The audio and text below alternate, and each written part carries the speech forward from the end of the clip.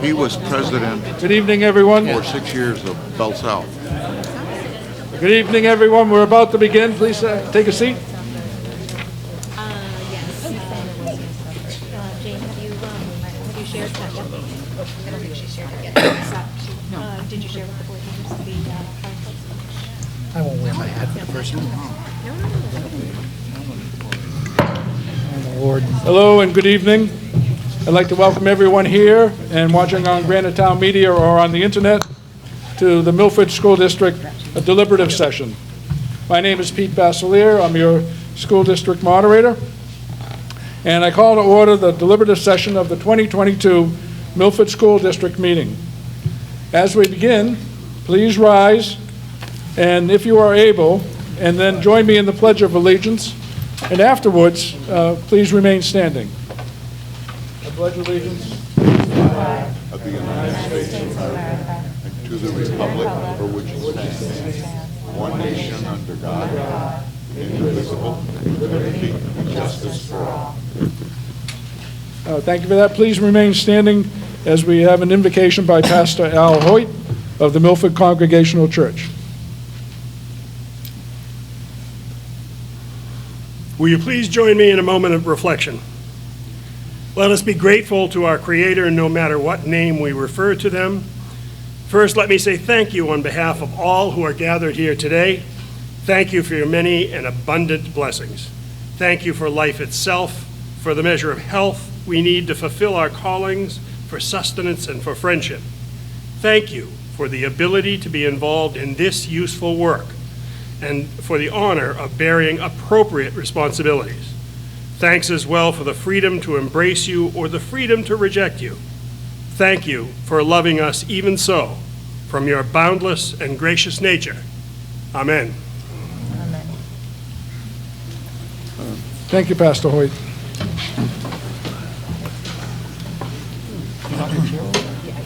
So Judy, what's the? We haven't closed our public session. Yeah, okay. Okay, so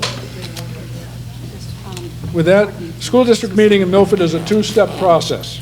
First is today's deliberative session, and the second is the election on March 8th at the high school, right here in the gym, between 6 a.m. and 8 p.m. And will include town and school district warrant articles, and we will also elect our town and school district officials. If you have not already done so, all registered voters must check in with the school district clerk at the side of the room. You will receive a sticker that identifies you as a registered voter and a card used to vote on the warrant articles. I'd ask that everyone turn off or mute your mobile phones, except for emergency services personnel. There's a relevant school board documents over on the right-hand side of the left-hand side of the room, so please avail yourself of those. And for voters watching on Granite Town Media, please visit the school district's website to view or download a copy of the warrant and other relevant files.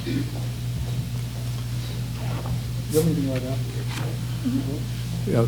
The School Budget Advisory Committee will be taking their final votes after the meeting, as well as the school board will also be meeting following the deliberative session to take their votes on warrant articles. And so with that, I'd like to introduce the folks that you see here. Judy Zano, Chairwoman, would you please introduce the board and administration? Absolutely. To my right is Mr. Nate Wheeler, and Mr. Mike McLean, Mr. Joe Vituli, Ms. Holly Talapa, Superintendent Christy Michaud, Business Administrator Jane Fordson, and Assistant Superintendent Donna Magoon. Just a second. And over here in the corner, our attorney, Megan Glenn. All right, thank you. And Carrie Marsh, would you mind introducing the Budget Committee? Sure. I have to my right, John Ewell, Mike Thornton, Susan Smith, Marion Elise, and Rob Halstead. Thank you for that. Also present, we have School District Clerk Joan Dodgy, and the SAU Administrative Assistant, Irene Susi. So if you'd excuse me for a moment. Push it back.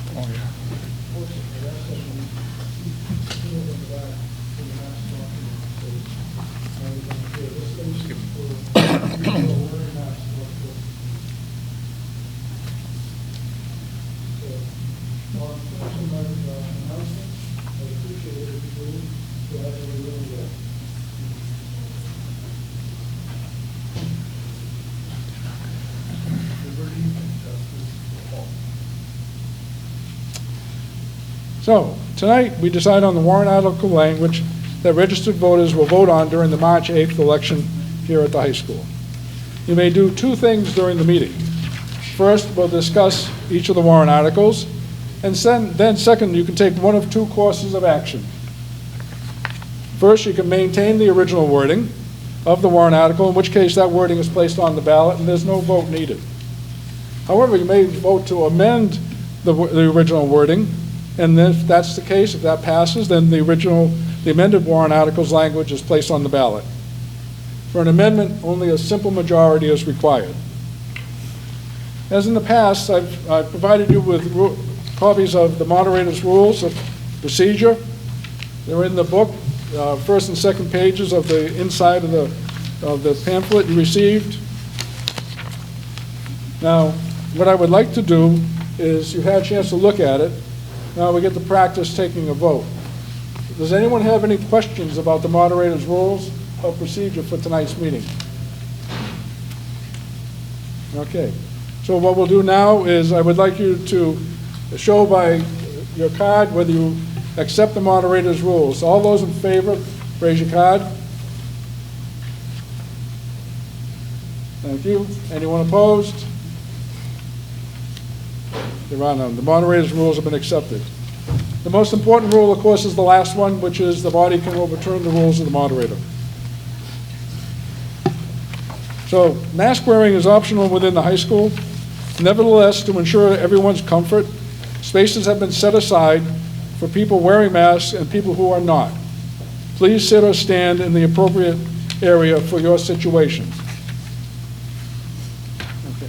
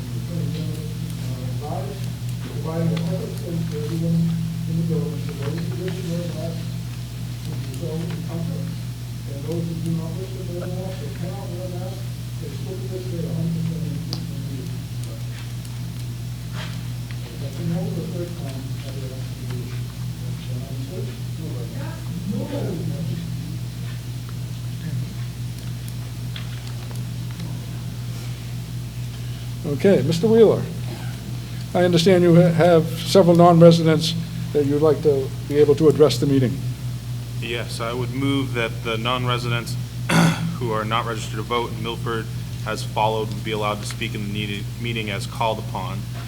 Superintendent Christy Michaud, Assistant Superintendent Donna Magoon, the Business Administrator Jane Forson, Principal of Heron Pond Chris Saunders, Principal of Milford Middle School, Bill Demers, Executive Director of Student Support and Services, Santina Thibodeau, thank you. Director of Buildings and Grounds, Bill Cooper. Director of IT, Jerry. Sorry, Jerry. Still can't. Director of Human Resources, Micah Clayman. Assistant Director of Student Support and Services, Melissa McDonald. Director of Technology Studies, Vaso, again, I'm not going to try that, and School District Council Attorney Megan Glynn. Is there a second for that? It is seconded. This is a list of residents that may be called upon to speak to the body during the course of the evening. Rather than taking a vote every time they come forward, we'll just do it now. You can always rescind that if you wish. All those in favor of allowing these non-residents to speak if called upon, please raise your card. Thank you. Anyone opposed?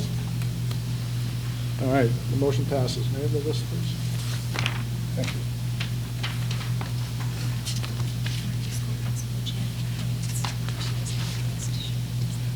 Okay. So we will be working from the packet that was received. The packet has the articles as they appear on the ballot, unless you amend them today. I will introduce the topic, dollar amount, and some of the articles' text. I won't read the whole thing. You have it in front of you. We'll read enough so that people on Granite Town Media and the internet will understand what we're discussing.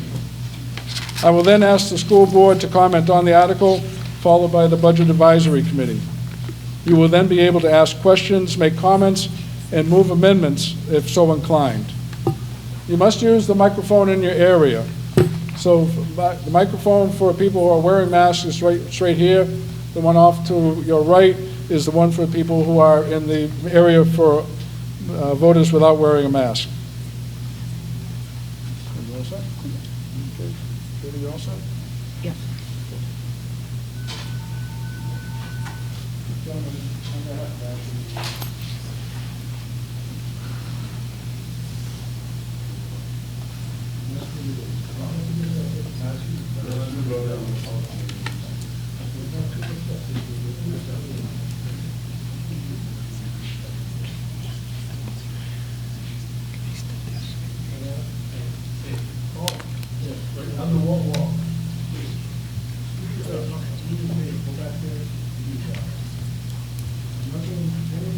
Thank you. Thank you. For what, segregating us during Black History Month? Are you going to bring this up again? Rosa Parks, do you have anything in your brain there? Oh, that's a touchy one, dude. Touchy subject, right? You should be ashamed of wearing those stripes. Get in my face, try it. There's shame of wearing that flag. Ready for what? To be segregated? He has one, a law of one authority. Come on, Cal, you know this is bullshit. He can just do his job. He's pushing to do his job. To do what? Under what law? I don't have to leave. He has rules. For what? Under what rule? Under what rule? Why? I don't want to talk. Just tell me. If I'm getting arrested, whatever to say is for what? Under what rule? I'm asking you to please. Being too tall. Tell him to do his job. Being too tall. Civil. His job, give me 3 chances to be what? Unsegregated? Let's go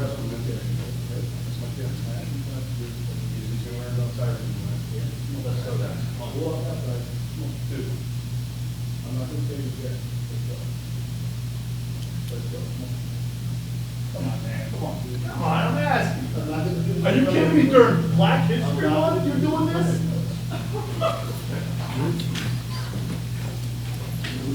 Don't resist. Don't resist if it comes. Stop tiring, man. This is. Turning.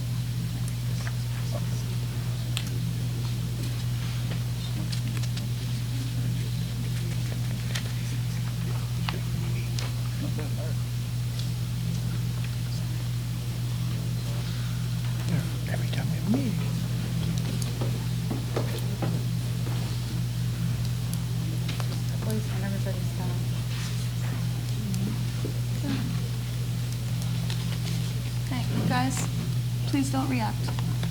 We'll just wait, okay?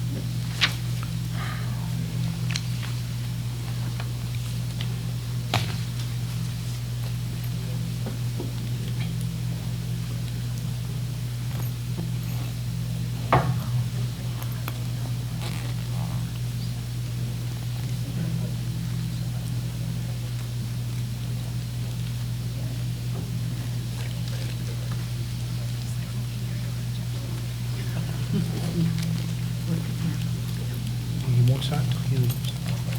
But how come they have Damn, look, don't back. They can open it up.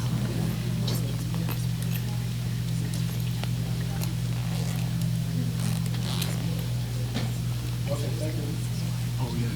We only need a couple. Oh, yeah, no. Oh, number. You can zero it out. Okay, so you should change the language. All right, please bear with us.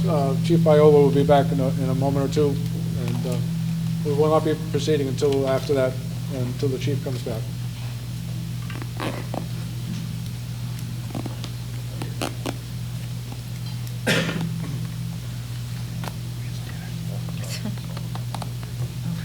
I hate that.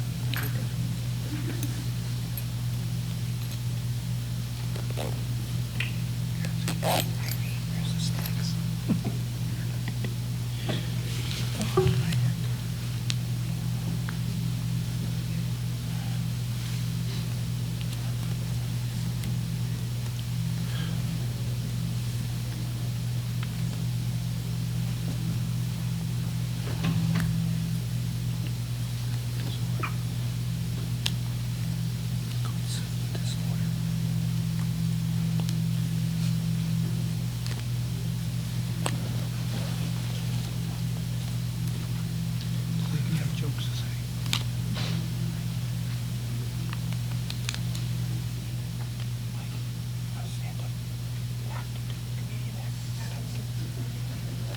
Yeah, you need someone like that right now.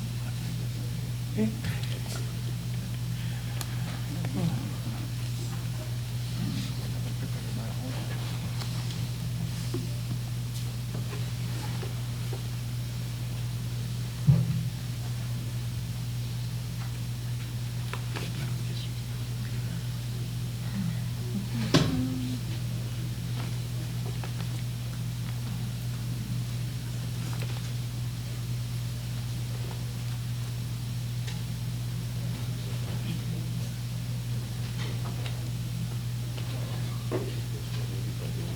Talk to the lawyer.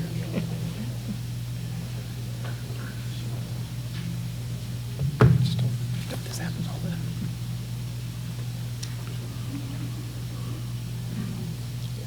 But they were being really defiant tonight.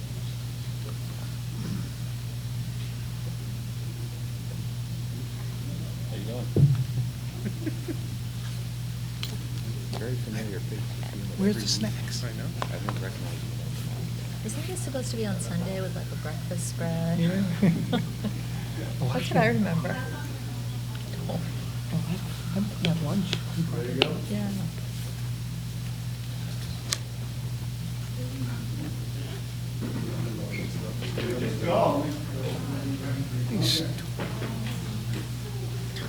He's so defiant. I just think he was a scout. Is he one of them that's not in trouble? No. Okay. I don't know. Thank God he quit. He quit.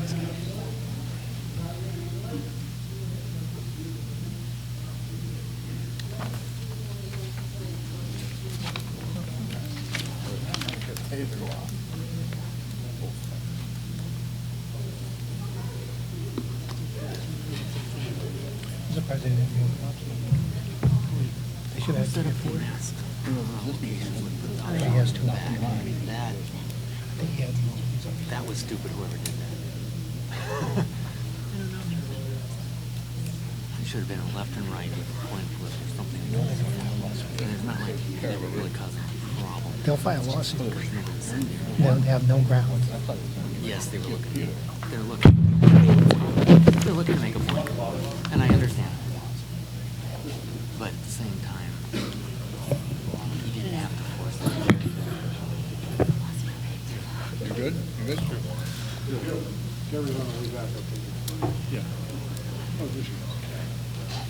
All right, sorry about the interruption, folks. We're now ready to begin.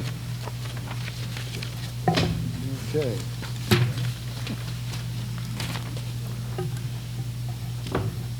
All right, Article 1, SAU Maintenance Building. It's a $3,343,570 bond. Shall the Milford School District vote to raise and appropriate the sum of $3,343,570 gross budget for the purpose of constructing a SAU maintenance building and conduct the necessary renovations to the current SAU occupied offices to allow for classroom use, and to authorize the issuance of a 5-year bond of not more than $3,343,570 of bonds or notes.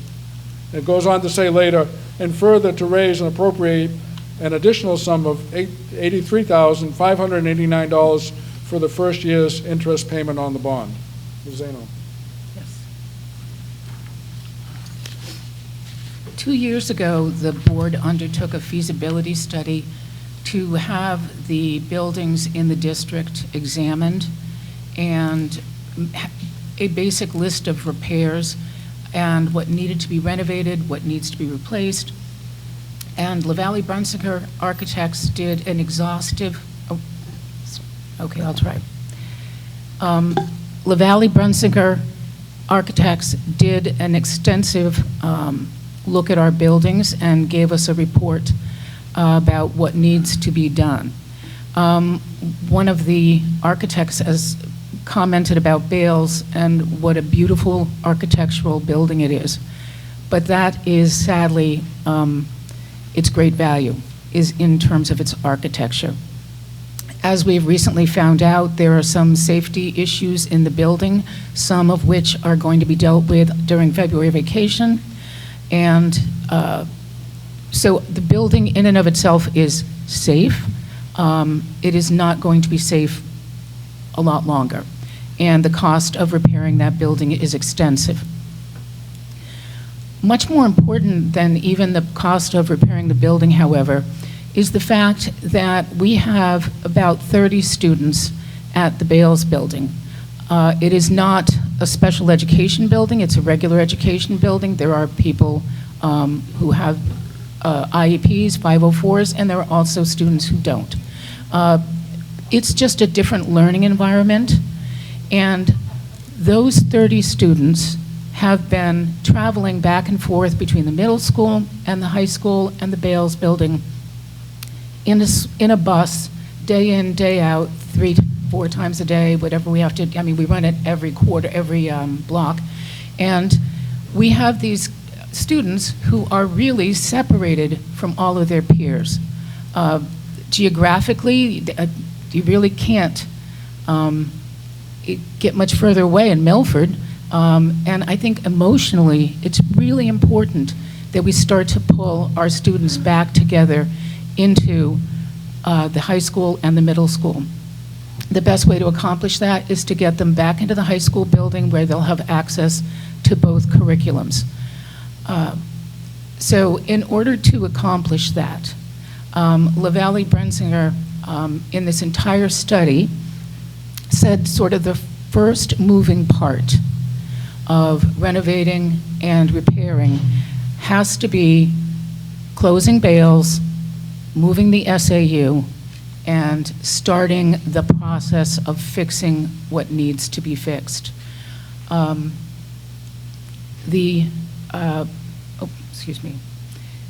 This is, a resident asked the other night at our meeting, is this the only thing we're hoping and planning to do? And it certainly is not. It is the first in a large series of projects that we need to undertake to update our buildings, to keep them safe. But we have to start somewhere. So right now, what we'd like to do is start by moving our students from Bales into the current SAU offices and building a facility where the SAU will have as many offices as they need, and that we will have finally a garage for our vehicles. Right now, we have very expensive equipment sitting outside in the heat and the sun and the rain and the snow, the freezing rain. It's not a wise way to treat a vehicle. Just like you know with your own car, this is New England. There's a wear and tear that comes from being outside.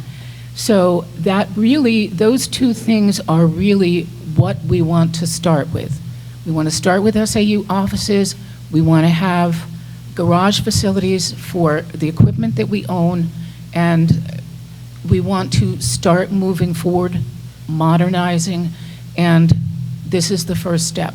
There are some pretty large posters over there showing the concept that we have.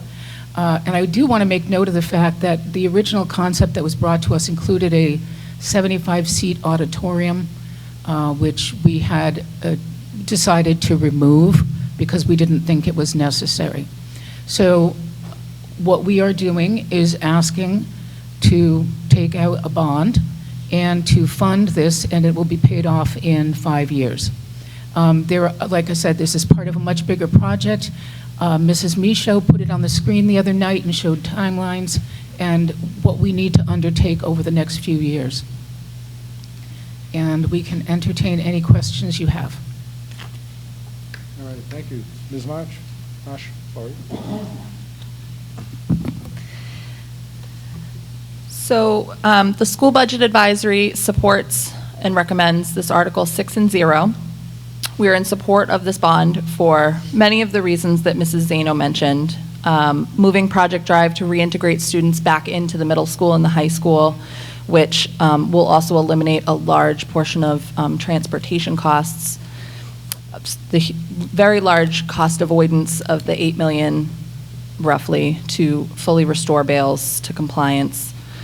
Proper storage for district-owned vehicles and equipment, which will, again, make them, in theory, last longer and reduce replacement and repair costs.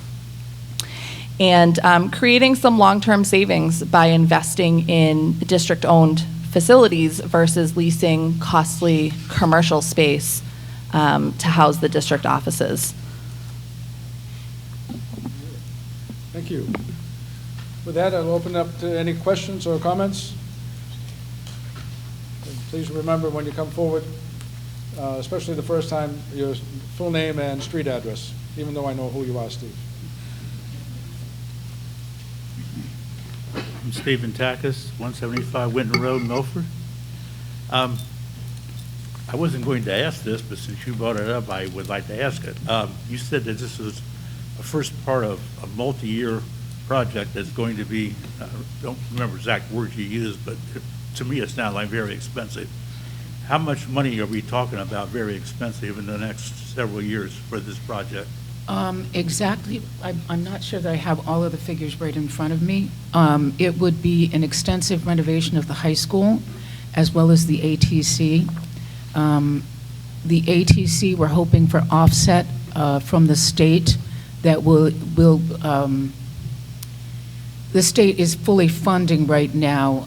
They're going to come up with a different way of funding ATCs in the future, but we would still be eligible for a grant. Does someone, I don't have an exact. 1875. It was well, the grant was like 74 million. We were hoping. We're not counting. The overall cost was going to be right around 100 million. Yeah. For the whole project? Yep, I think. $100 million. Is that? No.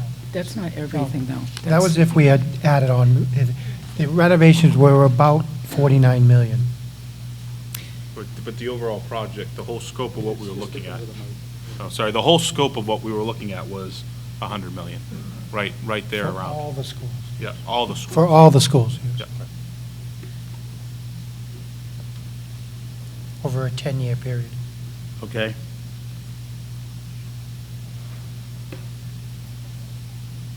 Okay, you really put forth a figure that just blows my mind, so. Yeah, it blew ours too, Mr. Takis.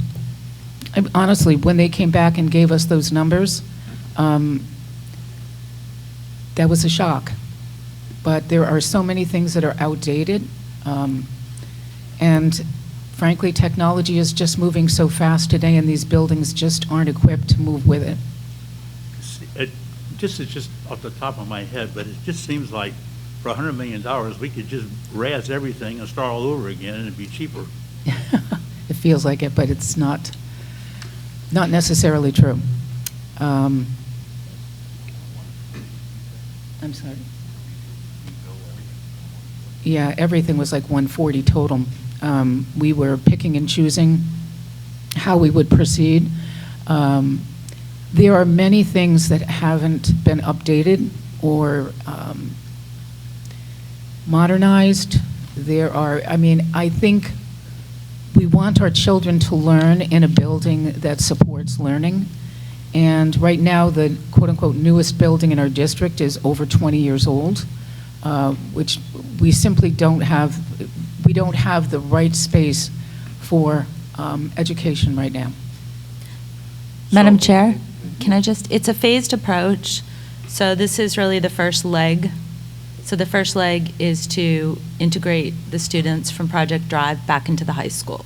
So one way to do it would be to support this bond and build housing for the SAU and the maintenance facilities. If it weren't to pass, other options might include having the SAU move into rental space and just building a maintenance facility. Either way, they've broken it down into several smaller projects. It'd be great to do a $100 million project all at once. We would never get anything like that passed, nor would we want to ask the taxpayers to facilitate that type of a bill. So they tried to put it into sections and really strategically figure out what needs to be addressed first. And I think it's important to note, too, part of it hinges on the timeline. I believe it's 2024 when the 75% of the funding for the ATC project becomes available. It's an application process. You can't just wait till 2024 and apply. You have to start proving to the powers that be that will be dispersing those funds that we are moving in a trajectory that will get us ready to accept that funding. There will be a lot of other applicants as well. So part of it is we're trying to increase our availability to win that funding, and part of it is we try to look strategically at what really we need to do first. Heron Pond is our newest building. It's in disrepair. This building, I graduated from this building. Bales, my parents graduated from Bales. So we've held on to a lot of old real estate that we haven't maintained. Moving forward, we recognize we need to be more proactive in our approach as well. Mr. Takacs, does that answer your question about the 100 million? Yeah, actually, it did. I appreciate the extra information because this is all new to me. Okay. I heard nothing about this, so. Where are these reports published? Are they on the SAU website? You need to. They're all on the SAU website. Please address the moderator that has I'm permission. sorry. Mr. Moderator. Yes. Could I direct him as to where? So they're on the SAU site? They're on the SAU site, and if you contact the superintendent's office, they can direct you to exactly where you can find that information. It is posted out there. In addition to the reports, there's comprehensive sketches and sort of a timeline, and we did present it over several meetings. I can't remember when. April and June. Yeah. Okay, thank you. You're welcome. Thank you.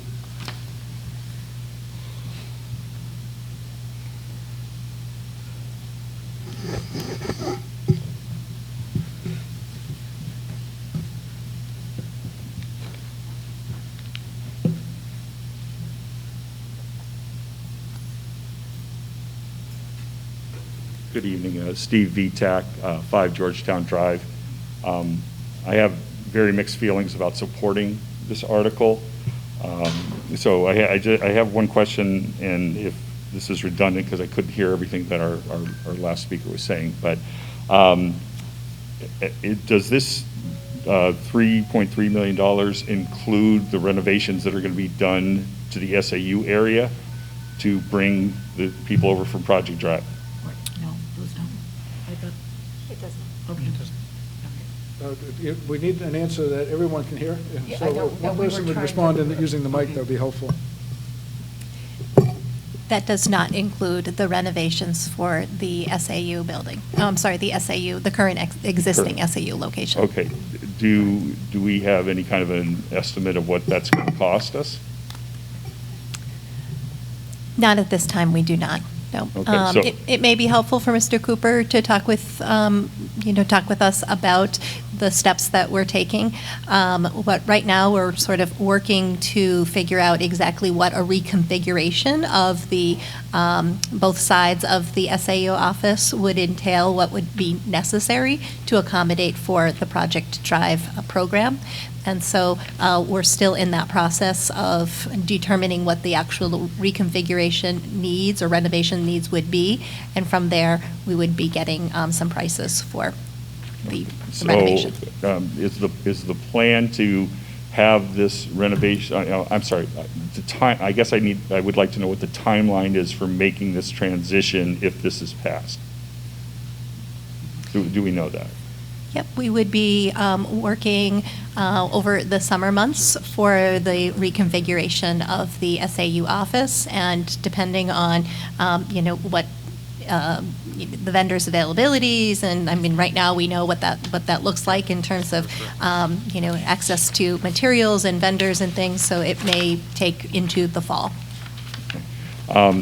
It just concerns me that is not included in here, and how much that's going to cost the taxpayer to do this. And I think that should be part of this proposed bond. And I would just like to. Mr. Vitak, can you hold on 1 second? I think Mr. Wheeler has some information to address your point. Okay, thank you. Yeah, actually, I'm reading through this bond, and on line 3, it says it will include the necessary appropriations to renovate the current SAU office space into classrooms. So this bond does include that price on 1, 2, 3rd line down. Okay, thank you Yep. for pointing that out. My last, I guess, statement is that, and this isn't a problem with our current school board. This has been a problem with school boards going way, way back. We've had these problems with maintenance for literally decades, okay? I've taught in this school for 22 years, and this morning I came in and I saw what I see every year, trash cans put out in the hallways to take care of water that's dripping from the roof. Now, I've been here all this time, and from the first time I taught here, that's what I've seen. And so school board after school board after school board has this penchant for, well, we got to give, the taxpayer votes for these budgets, and then the school board makes extreme efforts to make sure that some money goes back to the taxpayer. Had we kept that money, we may not have to do things like this. And I don't know if the school board is planning on giving money back out of this budget again, but I would encourage the school board to start a new trend, and if the voters vote to pass this budget, then spend all the money on the schools and stop giving money back to the taxpayers who have already voted that they are willing to spend it. Because I just think it's silly that we have to constantly go back to this thing, and we talk about our buildings being in disrepair, but we don't fix them because we don't have the money, because we keep giving money back to the taxpayer. So thank you very much for your answers. Thank you.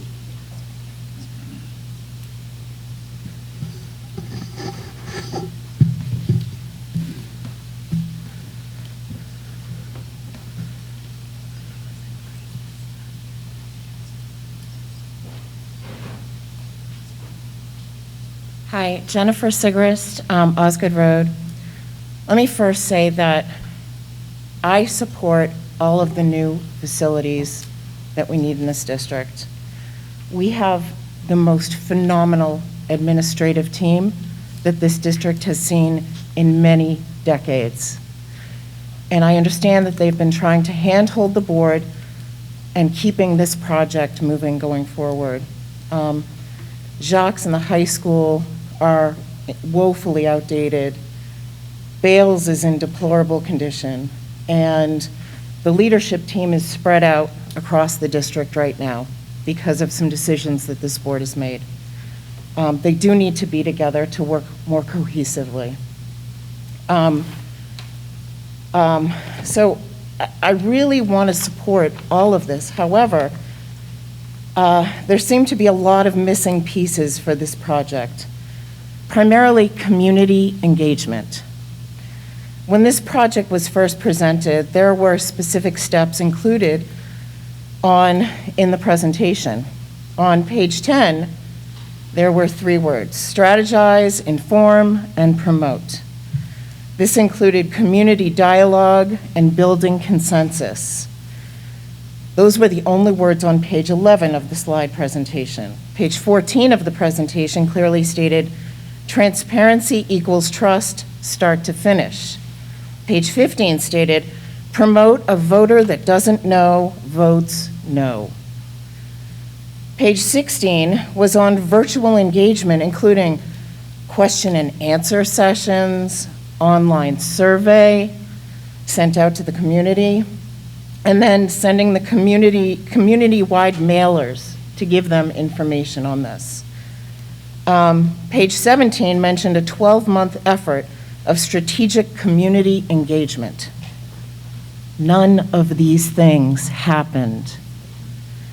Instead, during regular meetings, this board had strict time limits on its public comment sessions, 20 minutes per session, and no commenter can exceed 3 minutes. Further, this board refuses to answer any questions posed by the community at any of their meetings. What this board did do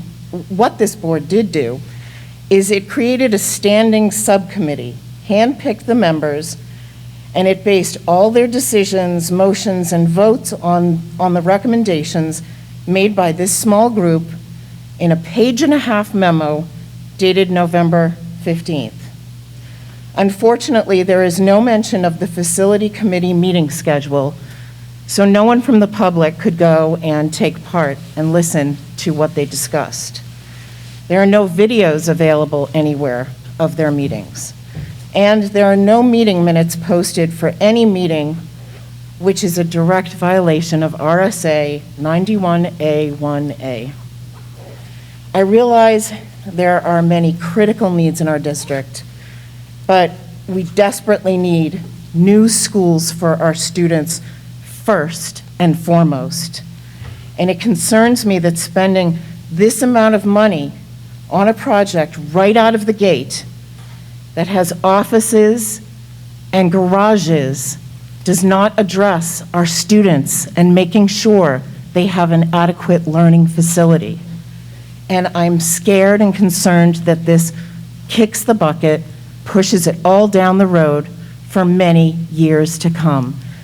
I would urge this board to go back to the drawing table, figure out how to meet all of the strictures set up in the strategic plan about community engagement that have been ignored since that plan was adopted. Please engage with the community, have forums, have Q&A sessions, answer questions, be responsive, be transparent. And these things can pass. If you're going to ask for $100 million, you need to lay out all the steps that are included in that. And this does not do any of that.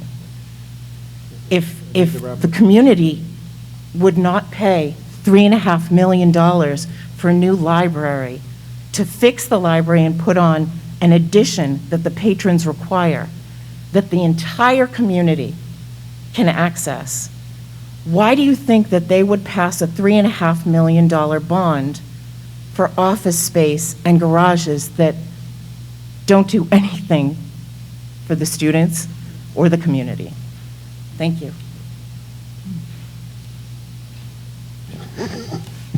If you're without a mask, I ask that you use the microphone over there, please. That can be cleaned after you're done.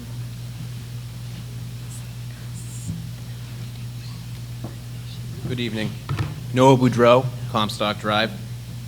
So the board gave two different answers. It was originally that the price was unknown for the SAU, or the new SAU, and then it was noted that line 3. So I guess, is the amount known first? Okay, Ms. Zano or? I'll include it. Do you want to read it? I'm going to refer. Do you want me to read it? No, No, wait, no. okay. Can we This is a bid that we received. So of the 3.3, how much is for the SAU and how much is for the Project Drive renovations? I don't have that in front of me, does But it's all inclusive within the Mr. 3.3? Cooper? It is? Yes. According to So I warrant think- Article 1, yes. Yes, it is all inclusive. Okay, so I think in the article, maybe providing a breakdown for the community would be something that would be beneficial. Because knowing how much is going to go to each, will give people an idea of where their money's going. Second thing is, of the, the master plan to get these schools rebuilt, is the idea to have the high school completely rebuilt or just renovated? That is, it will be renovated in portions so Okay. that we can continue to use the building as they're renovating. Okay, I just thought, if we're going to build a new one, we're putting money Right. into something that is going to be, way. Well, a new section will be added. Right, and, well, we have to, the ATC passed. will be updated, and when we do that, we'll move the ATC area into regular ed classrooms. It's a pretty complicated, it is all on the website, it is all on the website. And it does show the sort of the scope of what we had hoped to do. Okay. Yep. The other thing is, obviously, we know how the supply chain is. I don't know how proactive we've been in starting to get things, kind of at least vendors prepared, but is it feasible to have the children in Project Drive now in the school? Because we know, based on the fire marshal's report, that we can't use it past August, and you said it's going to go into the fall. So are we going to be repairing the Bales building to get us more time to get the kids over here while that's being renovated? So I guess the timeline on that is going to be important.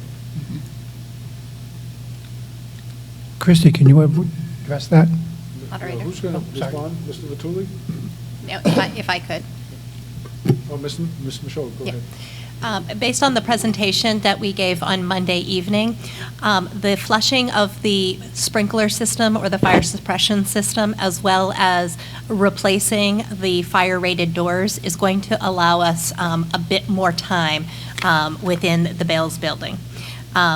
Thinking about all of the other systems that make up that about $8 million price tag, that is beyond just the fire system. So we can't be thinking that we're going to utilize the building, long-term. Short-term, potentially buy us another year if we can take care of the fire safety concerns, yes.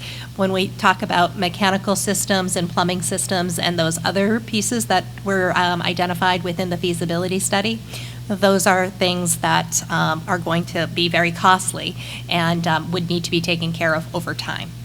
All right, great, thank you. All right, you're welcome.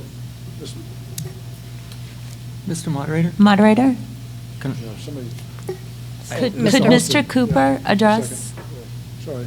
Mr. Halsted. Could I ask that you reconsider the back far corner for the mask optional speaker podium? There's nobody sitting within 20 feet, and they're wiping down this one up here. Instead of having it way back there, can they speak up here too, please? Okay, that's fine, that's a good Thank idea. you. Thank you for that. You can. Hi, you can- Michael Fox, 21 Rivers Edge Drive. I have a couple of questions regarding Project Drive. Can you let us know how many students currently in the high school who currently have high school grades are in Project Drive right now? Yes, Ms. Michaud. 25. Okay. And how many of those would be graduating this year? Mrs. Thibodeau? I'm sorry? I'm sorry, I'm going to ask Mrs. Thibodeau, our executive director. 1 or 2. So is is the situation here, there's not a room available in the high school for that program currently? There are multiple spaces at the Project Drive program to meet the needs of the students. So we would be looking at approximately 3 classroom spaces and other smaller areas for student services to provide for the needs of the students within that program. So you're saying at this point, with the high school building use, there's not enough room for that program? That is correct. Okay, thank you. Mr. Moderator, there was a question with regard to the turnstone estimate for the building project and whether or not that estimate included the costs for the renovation of the space at the existing or current SAU. Yes, that's correct. Could I please ask Mr. Cooper to come up and speak to that, please? Yes, go ahead. Thank you. Mr. Cooper.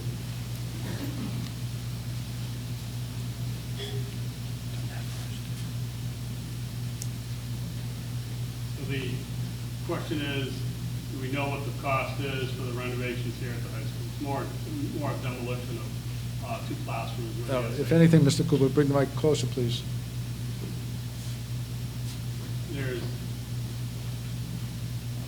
The SAU consists of approximately 2,700 square feet. When we walked through it this past week, one of the classrooms, the way it's set up, will work for Project Drive. So we're looking at demolition. Excuse me, Mr. Cooper, I'm sorry. It's valuable information, but no one's, certainly the opposite end of the room, is not hearing it. I don't know if that's a... It's all the way up. All right, maybe...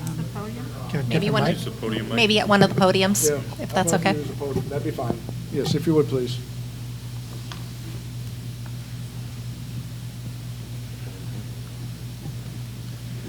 So we'd be looking at demolition of the SAU on the superintendent's side. So it's basically the 12 or 11 or 12 offices with a conference room.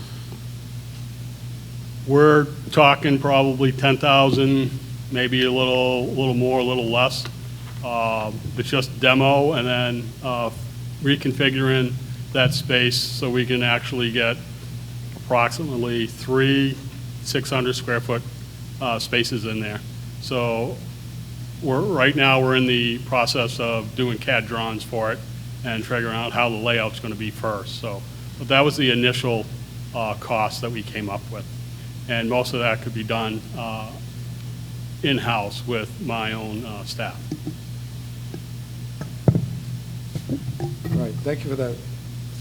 Any other questions or comments? We're still on Article 1, the SAU maintenance building. Yes, Ms. Smith.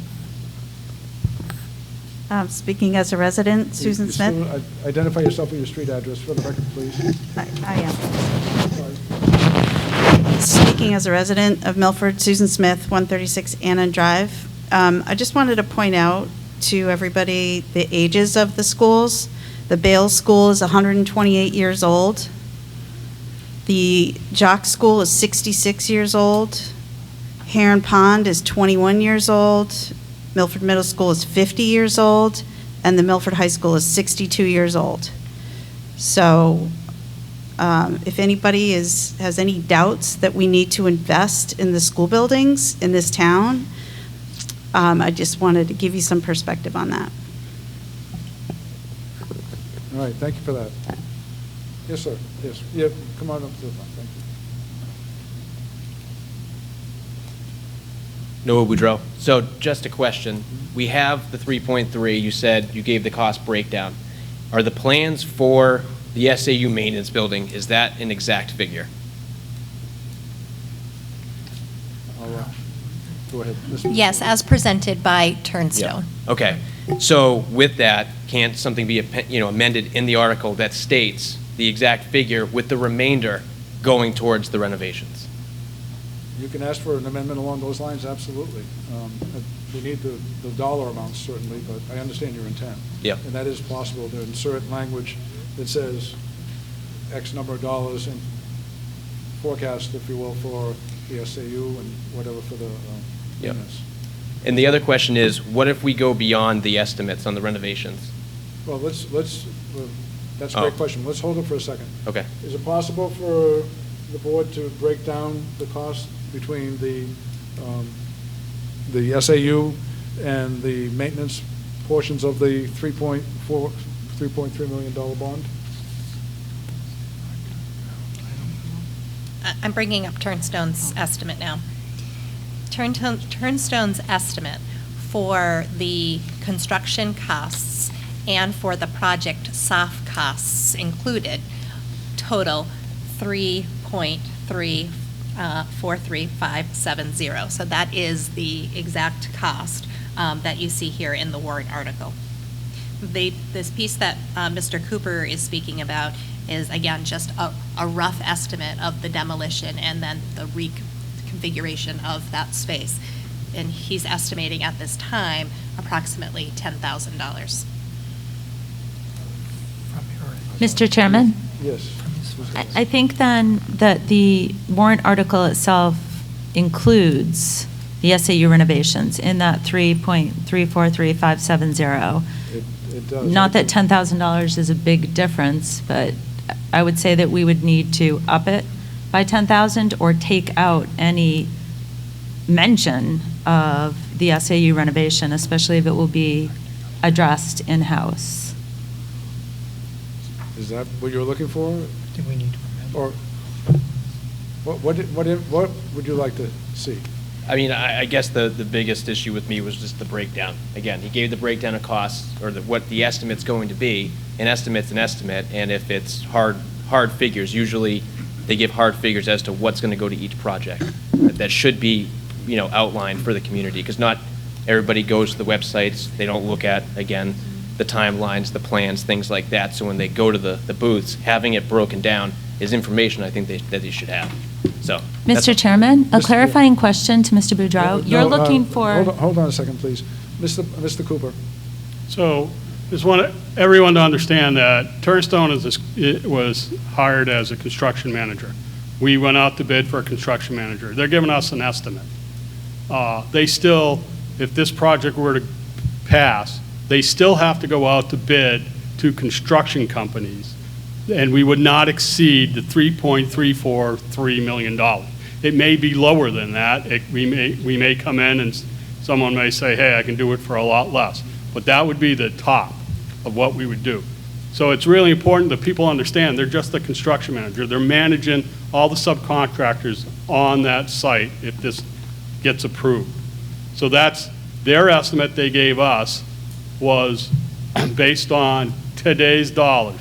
And we all know that lumber and steel and everything else is fluctuating. So the numbers could go up, could go down. But if this passes by the voters, we're capped at $3.343 million. All right, thank you. All right, thank you, Mr. Boudreau. Mr. Chairman? Yes, Mr. Lappin. I'm just wondering if Mr. Boudreau's clarifying question was really to separate out the cost for the SAU portion of the new building versus the cost for the maintenance portion of the new building. It seemed to me that was what he was asking. It may have been, but he seemed satisfied with the response. Do we have a breakout on that, or is it just the whole project cost? All right. Okay. Mr. Tacker, come on up. I think this part needs to be taken out. I knew there was something else I wanted to ask you, but I forgot what it was. Now I do. It says, shall the Milford School District vote to raise and appropriate the sum of that amount? And they got the word gross budget in there. Now, I've been coming to these town meetings and the school district meetings for about 33 years. I can honestly say I've never seen the word gross budget after the amount that you're trying to get. Does that include the interest? Or because down below, it looks like the interest is in addition to this, and which is right? Yeah. Ms. Fortson. The term gross budget is required wording to be in the bond warrant, and the interest is in there because that will be the amount raised for the first year. That will be the amount that would be raised in the first year of it. If you read further in there, it does tell you the next 5 years, subsequent years, or when the interest and the principal payments would begin. That gross budget is the required wording in there.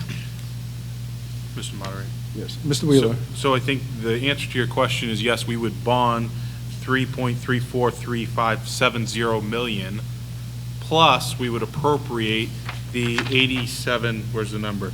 The 83,000 by tax revenue to pay the first year's interest.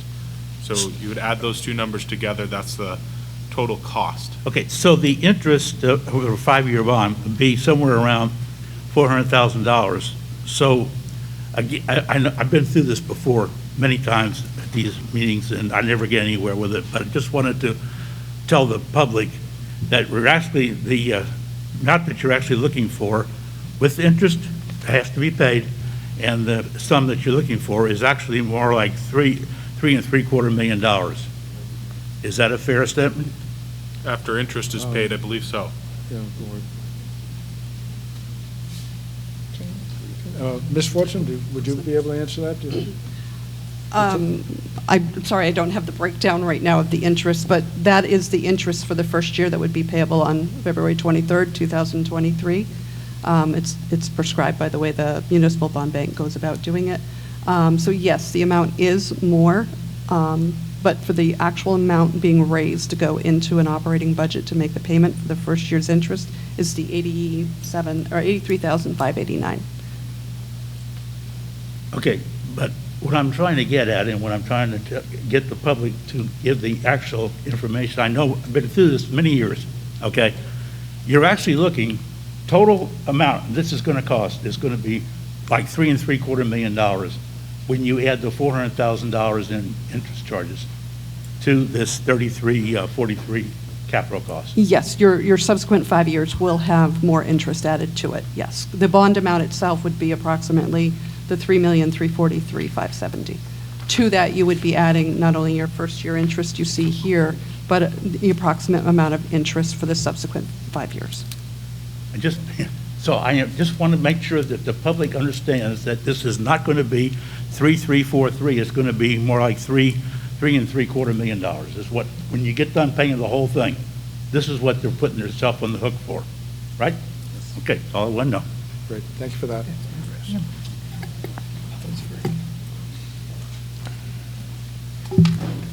Any other questions or comments on Article 1? I need to make an amendment. Oh, yes, Ms. Zano. We need to, I would like to make a motion to amend this warrant article on line 2, 3, 4.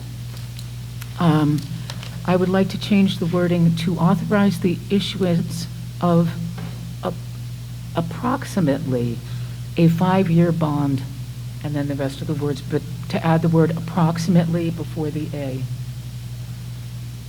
The issue is... Let's have a second for that first. Yeah, okay. Is that the only change in the warrant? That is. Okay, is there a second? Second. There is a second, thank you. Ms. Daniel, go ahead. Okay, yeah, the issue is that the legal advice that we got is that to make sure in case we end up being 1 day late, the bond could end up being 5 years and 1 week, and then we would be out of compliance of what we had agreed to for the bond. So that was a legal, a piece of legal advice given to us. Okay, thank you. Yes. So I just have a question, I guess it's for District Council. If this warrant article does not pass, it specifically states for a SAU maintenance building. No matter how much money the school district may have, they cannot use it to construct said building if the voters do not vote by a 60% majority. Yes, I'll let Ms. Glenn. Yes, that would be my understanding, is that if the voters say no to the maintenance building under this article, that even if there's a large surplus in the budget, you wouldn't be able to use it for the maintenance building. You would have to bring it back on the warrant another year. Okay, thank you. Was everyone able to hear that in the back? All right, I guess so. Thank you. No? Ms. Glynn, could you just restate that and maybe bring the mic a lot closer and for the benefit of some of the folks that didn't hear it? My apologies. That's My fine. understanding is that if the voters vote no on this particular article, that you could not then construct the SAU maintenance building out of surplus funds. Thank you for that. Yes. Thank you, Gary Daniels, 127 Witten Road. I just had a question on the latest motion to add in an approximate 5-year bond, where approximate is not defined. I mean, legally, and maybe this is a question for our council, I've always seen things as a 5-year bond, a 10-year bond, a 15-year bond, but never as approximate. Yeah, so the approximate is designed to do exactly what Chairman Zano suggested, which is that in the event that the project runs over, then the voters have still authorized the completion of the project. It's not intended to create an indefinite extension of the project. Okay, thank you. Follow-up question? Yes, go right ahead. Understanding what some of the previous speakers had talked about, because as we look about 2/3 of the line down, 2/3 of the article down, you have an additional sum of $83,589. Why did you not put it in line 1 to raise and appropriate the sum of the $3.3 million plus the $83,000 with $3.3 million to be done in bonds and the rest of it for interest? It just seems that you're hiding the $83,000 within the article.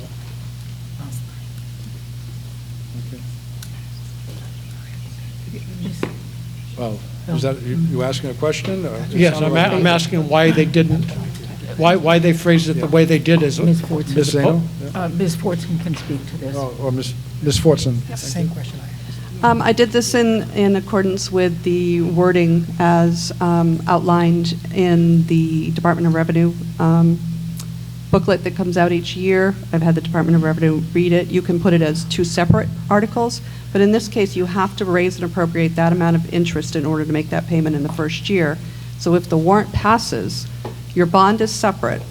Your interest goes as part of the operating budget to make the first year's payment, because it's currently not in the operating budget to make that payment.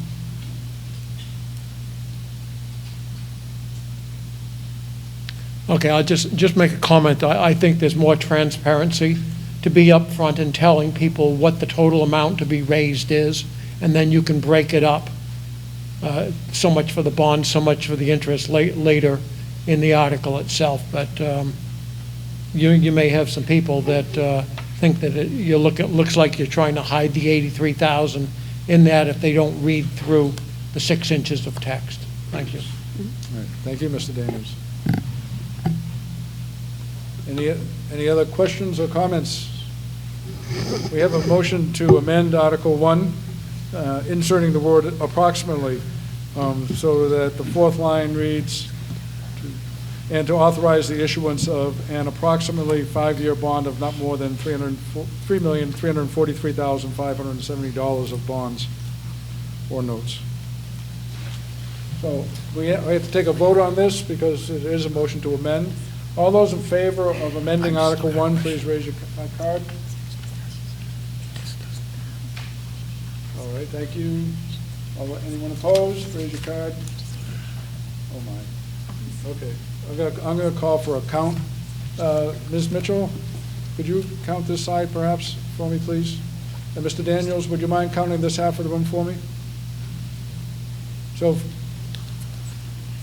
first we will, when Gary gets up here, I'll ask you to raise your cards again if you're in favor of the motion. Are you all set, Mr. Daniels? Okay. All right, everyone in favor of the amendment, please raise your card.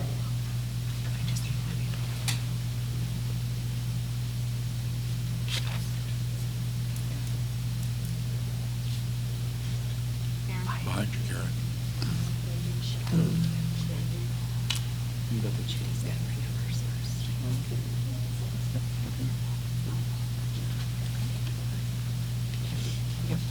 Four. Thank you. And anyone opposed to the amendment, please raise your card.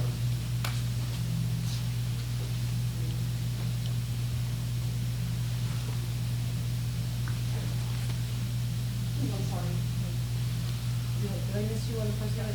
I did it? Okay, so two for the first one and... Take your time. I'm sorry. Yeah.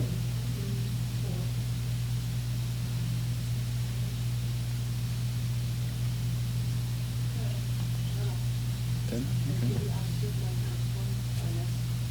Okay. You missed those? Okay. Mr. Daniels? Sure. Well, wasn't quite as close as I thought, although it's disappointing in the number of people who are here. Thank you for coming out. The yeses are 22 and the noes are 12, so the amendment passes. Any other discussion on the article? Yes, excuse me. I'd like Yes. to make another amendment. Yes, Mr. Dano. I would like to remove the words in the fourth line. It's the third and fourth lines. The words, "conduct the necessary renovations to the current SAU occupied offices to allow for classroom use." We don't need the end. Right. Okay, so to conduct the necessary renovations to the current SAU occupied offices to allow for classroom use.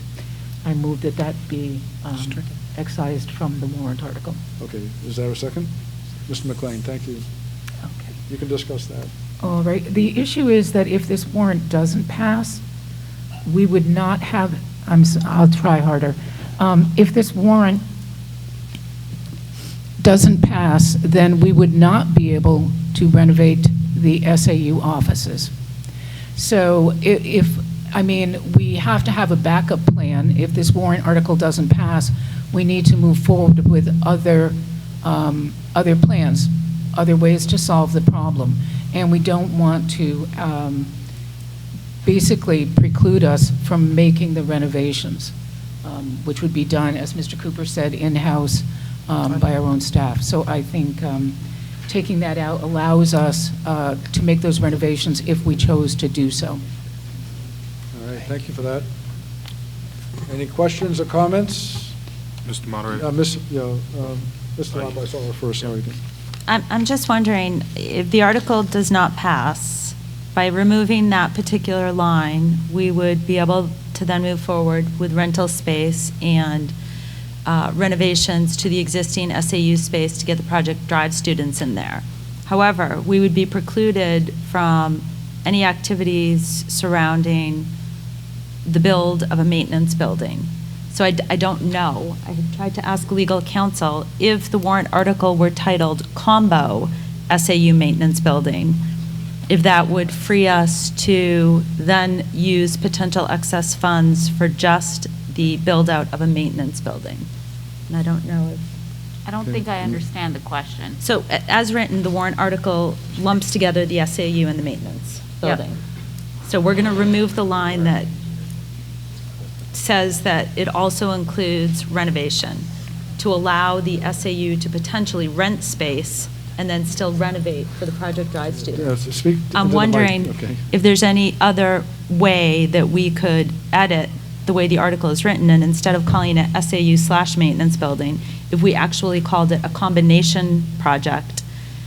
So then, if it were to fail, and we are able to get the SAU into rental space, and we are able to renovate the current SAU space to accompany the Project Drive, would we then, how could we protect ourselves that we could use potential excess funds, as was brought up by, I can't remember which resident, but fantastic idea, to just focus on what is your the question for maintenance. council? So could we Okay. change it to combo building instead of, like, I know right now we're precluded from being able to do anything for a maintenance building if the bond fails.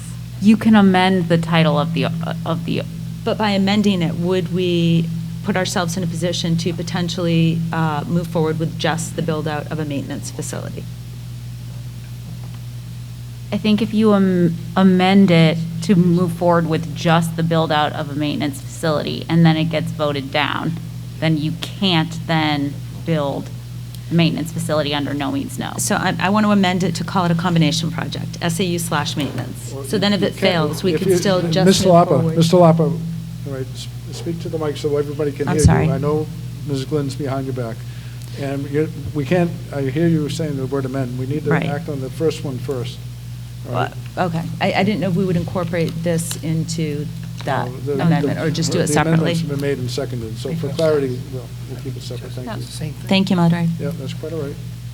Mr. Moderator. Yes, Mr. Wheeler. I'm concerned that if we strip that language out, that we've then also precluded ourselves from using money from this bond to renovate the SAU space into the Project Drive space, and therefore having to come up with another $10,000 to $12,000 outside of this bond to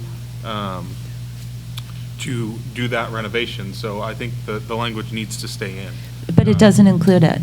Yes. It doesn't include the town. We don't, can't have a dialogue. Sorry. Okay, thank you. Mr. Wheeler. you can continue. So therefore, I think we have to keep this article in here so that the money appropriated from this bond would cover by this bond that maintenance. Okay, Mr. Fatuli. Yeah, Mr. Cooper had stated that the money, that 9,000 to 10,000 would come from in-house, not from this. No, that's not what he said. Mr. Yeah, Moderator, Mr. Lapa, yeah. he did state that, and it doesn't include, that okay, now he's saying no. 3343570 was the amount from the Turnstone. Turnstone, and it didn't include the $10,000 potential build-out. That's correct. It did not Yes, include it, Mr. so. Mr. Cooper, they're talking about what you said. So what I said was that when Mr. Wheeler said that it was part of there on line 3 or 4, whatever line it is, yes, the question was asked, how much? I said it's about $10,000 for renovations. I did not say it was coming out of repair and maintenance money. It was part of a warrant article. What I said about in-house was I can have my own buildings and grounds people demolish the walls that are in there. That's what I said about being in-house. Thank you for that. Mr. Fatuli. Again, the concern I have is if this doesn't pass, we still have to move those students.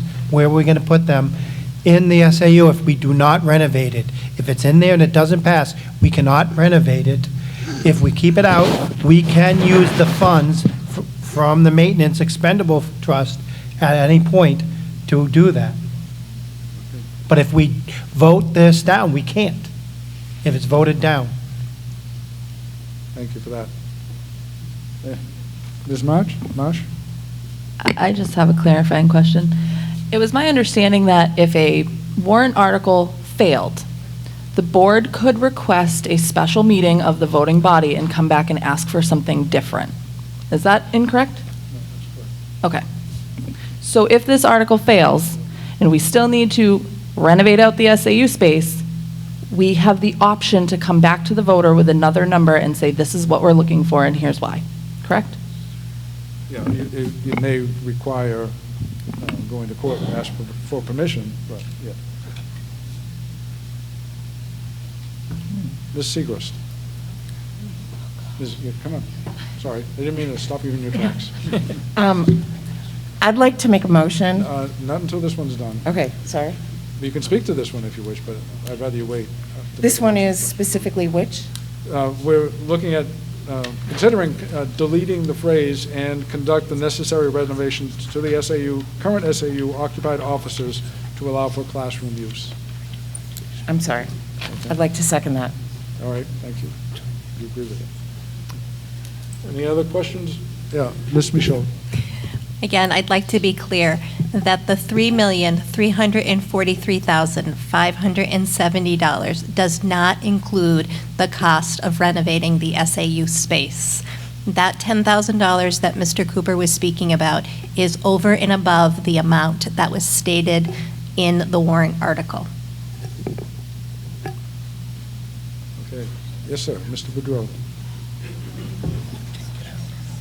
Sorry. So if it's not included, should renovations be removed? just renovations. That's the motion. Yep. Oh, sorry.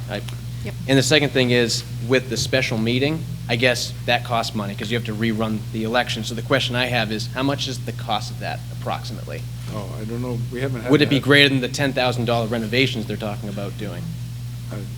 I don't know that anyone can answer that for you, because we haven't, in Milford, we haven't had that situation in, well, 14 years I know, because I've been here. Just something to keep in mind. Yep, sure, thank you.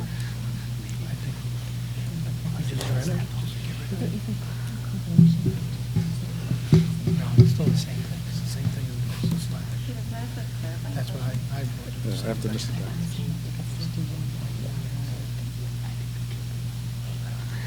Steve Tackett again. Now you've got me really wondering if I know how to read.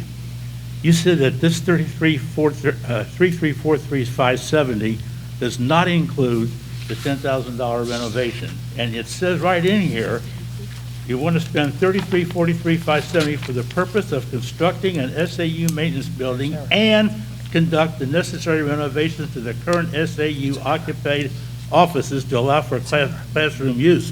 Which part of that says it's not included? Well, from what we're just being here and what we've heard, this is an error. We're trying to fix it right now. Okay, but you know, It's this is an error. going to go through this way. I mean, you can't have it both ways. Well, I understand your point, Mr. Takacs. Right now, the amendment strikes all that language, and so it might be moot in that respect, if the amendment passes. Okay, before we vote, would you please give us exactly what we're voting on again, because you can't hear anything back there, trust me. Yeah, I'm sorry.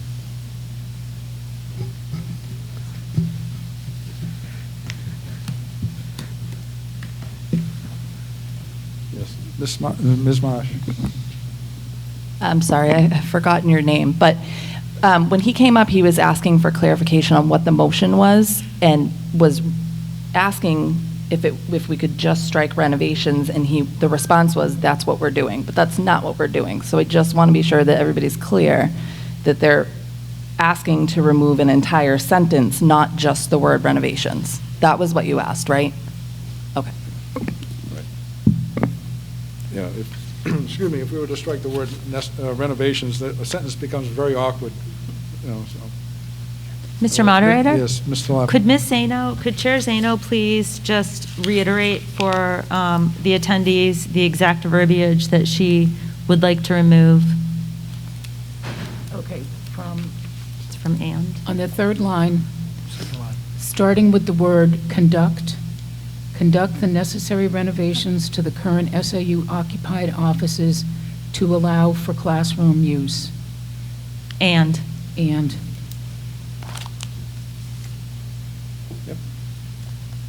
Okay, I think we're ready for the vote. All those in favor of amending the Article 1 by deleting the phrase, conduct the necessary renovations to the current SAU occupied offices to allow for classroom use and, please raise your card. Okay, anyone opposed?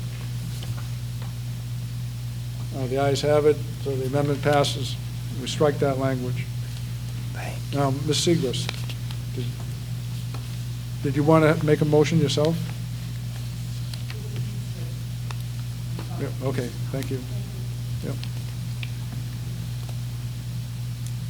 All right, yes, Mr. Lap. So, back to my original question, and I don't know, to Mr. Boudreau's point of sparing the district potential costs associated to any need for a special meeting, and I don't know the answer to this, and pardon my ignorance if it's completely wrong, but if we were to reword the warrant Article 1 to be a combination project to include both the SAU and the maintenance building, and the bond were to fail, would we then be in a position to at least move forward with the maintenance building?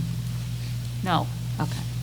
Um, So there's no, For the record, Ms. Glenn, can you say that louder, please? My apologies. Yes. No, you could not just move forward with the maintenance building. All right, thank you for that. All right, any other discussion, or dare I say amendments? to the article. All right. So,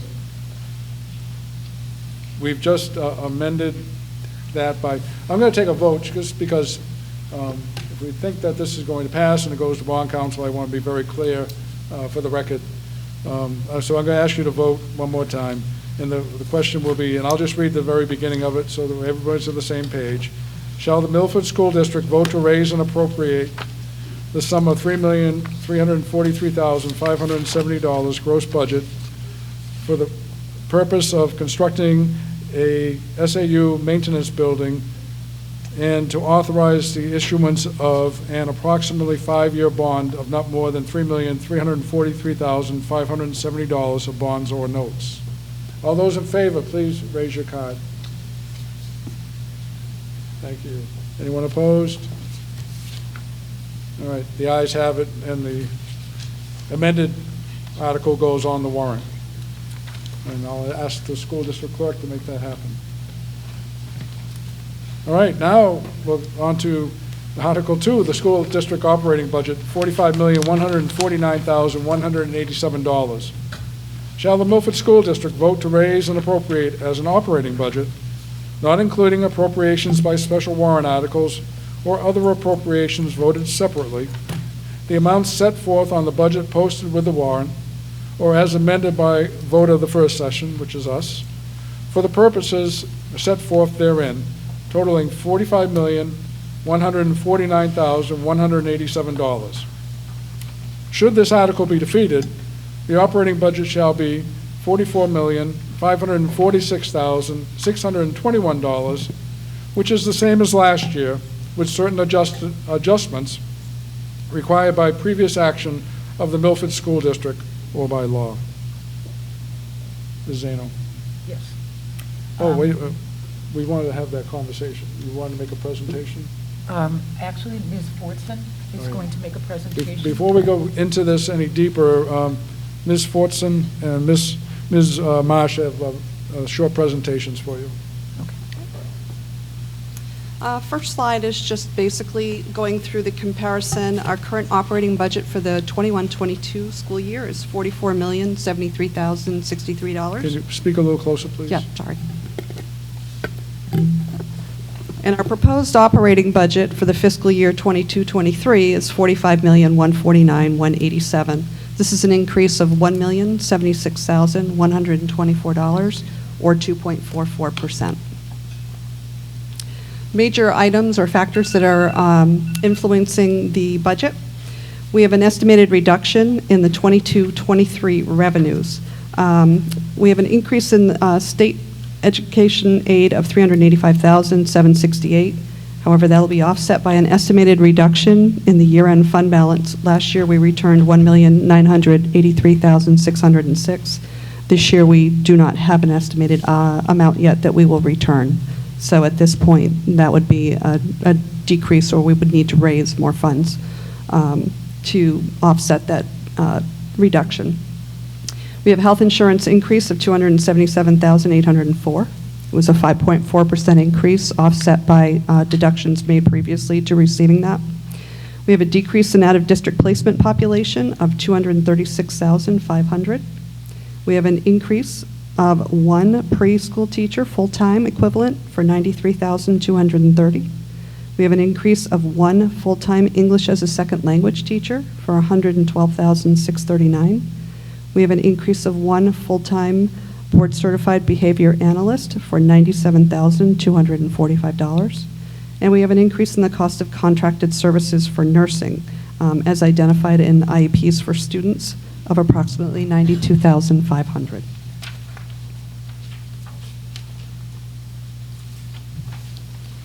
So when we take these into account, we're looking at a total reduction of revenues of $1,570,261. We have the increase in the operating budget, as cited earlier, of $1,076,124. We are also will have a decrease in the state property tax of $946,774. Our total local school rate tax impact would be for $2,450,585. The estimated impact on the school tax rate from these factors would be an increase of $1.19 per thousand, or $119 per $100,000 assessment. It's an increase of 7.81%. The proposed 22-23 operating budget summary is the operating budget for the current year of $44,073,063. The increase of the $1,076,124, the 2.44% increase. The collective bargaining warrant article that appears further down on our warrants for $66,027. That would be a total operating budget next year of $45,215,214, or a 2.59% increase. We have other warrant articles for $83,591, and even though that is a positive number, it's a decrease of 57.31% from the same other warrant articles asked for last year, for a total appropriation of $45,298,805, and that's a 2.33% increase. Our current estimate for the default operating budget would be $44,546,621. And that's an increase of $473,548. It's a 1.07% increase, and that takes into account all contractual obligations and less any one-time expenses. The proposed 22-23 budget tax rate impact. You have appropriations of the $45,298,805, which is an increase of $1,029,942, or 2.33%. Estimated total revenues will be $11,613,083. That's a decrease of $570,261, or an 11.91% decrease. Our estimated school tax rate would be 16.49, and which is an increase of $1.26, or an 8.27% increase. The estimated assessment impact is $164.90 on $100,000 of assessed value.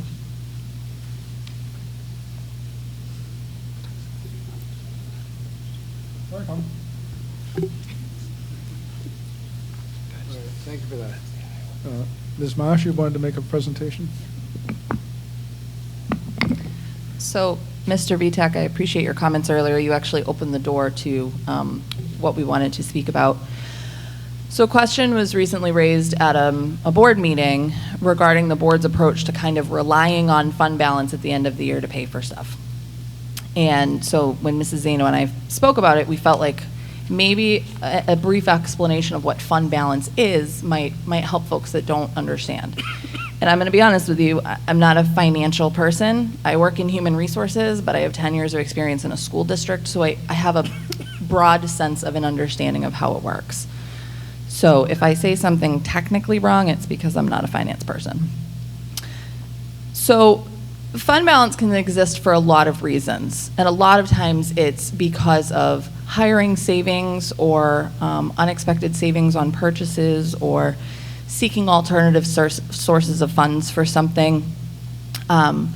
So a really great example would be hiring, right? Let's say we know 5 teachers are leaving the district. We don't know who are going to be the 5 people that replace them. So we don't know when we're writing a budget 10 months ahead of time how much that's going to cost. And so sometimes there's a little bit of guesswork and we have to anticipate. And so what happens is we will say, okay, we're going to budget at Master's Step 6 and we're going to assume a single or 2-person health insurance plan. And then maybe we hire somebody at Bachelor's Step 1 and they don't need health insurance. Well, you experience a huge savings there. On the other side, you may hire somebody really high on the scale or somebody who needs family health insurance. So there's a balance. So what the district does is at the end of the year or towards the end of the year, they start analyzing those actual savings, we hope are savings. So that's just an example. Okay, so when you're thinking about the fund balance that exists at the end of the year, it makes fiscal sense for the board to be prioritizing throughout the year what they would do with that money. How to address deferred maintenance is a great example of when you say a building is falling apart, those are things that can help right? You have that fund balance, maybe you replace something early, or you replace something you weren't previously expecting. Okay, so sometimes people think of it as the board relying on that money to pay for things, but a better way to look at it would be the board using it as an opportunity to do things that need to be done, and then considering how much they want to give back to the taxpayer. To Mr. Betack's point, you've already agreed as a voter base to raise and appropriate those funds for the schools. They're going to use them for the schools. So that's, from 30,000 feet, a real high-level overview of what fund balance is and why it's important to keep that in mind when you're thinking about what the district is doing with the operating budget. Thank you for that. Is there from the school board, do you have a position on the budget? Is someone making a report or a minority report on the budget? Yes. Yes. Yeah, I believe. I'm sorry, is there a majority report first? Mr. Wheeler is going to do a minority report. I'm sorry? Mr. Wheeler is going to do a minority, or would Okay. you rather do majority? No, I generally go majority first. Oh, okay. Yeah. All right, then I will speak to the majority, which was, we felt, I'll take this off. Okay. The board, a majority of the board felt that this budget included what we need in order to continue to provide the best educational services we can to the students of our community. We, as Ms. Marsh just explained, this, I mean, it's not a science, it's an art. And we think that people have identified those things which they could cut. They have identified those things with which we cannot do without. And this budget seems to meet the needs of what our students need. And it's, I think, a really well-crafted budget, and that is the way the majority of the board felt. All right, thank you for that. Mr. Wheeler? Yeah, sorry. It's my belief that over the years that I've lived in Milford and watched this school district continually raise and raise and raise and raise and raise the tax rate on the citizens of Milford, that the subsequent result has not been better education. It has not been better buildings and buildings being taken care of better. As a matter of fact, it has been less than status quo.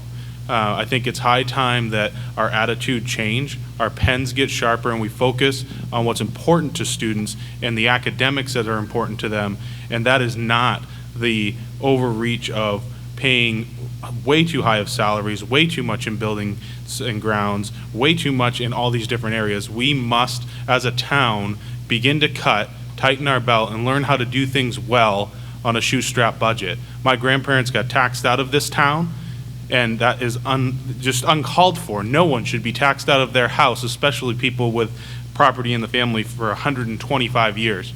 That's outrageous. And it's not okay when 51% of the town can take money from those that do not want it be taken from them, the 49%. That's called extortion. Thank you. Ms. Marsh? The School Budget Advisory Committee recommends Article 2 with a vote of 4-2 at this time. The majority of the committee believes that this is a well-developed operating budget with a focus on programming for students, but also making fiscally responsible decisions to create a bottom-line budget. The minority of the committee believes that there may be one more possible pass that could identify additional reductions. We wanted to note that district administration, at the request of the board and the budget committee, did take one more pass at this operating budget and identified approximately $67,510 in additional reductions to make a new operating budget of $45,081,677. Members of this committee agreed at the time that if the voting body were to motion to move to reduce the operating budget to that identified level, the budget committee would support the revised Article 2 with a 6-0 vote. Okay, thank you. So are you making a motion to? No, that was just the statement from the Okay. committee. All right, thank you. All right, so anyone have, Mr. Takacs, anyone have questions or comments about the operating budget?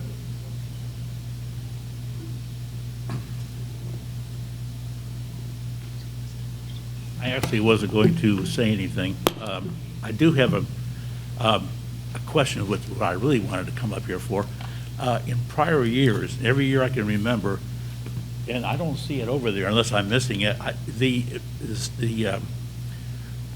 slide that you had up there that gave all the new expenses that we didn't have, do you have that in writing so I could take it home with me? Because I mean, you went through that.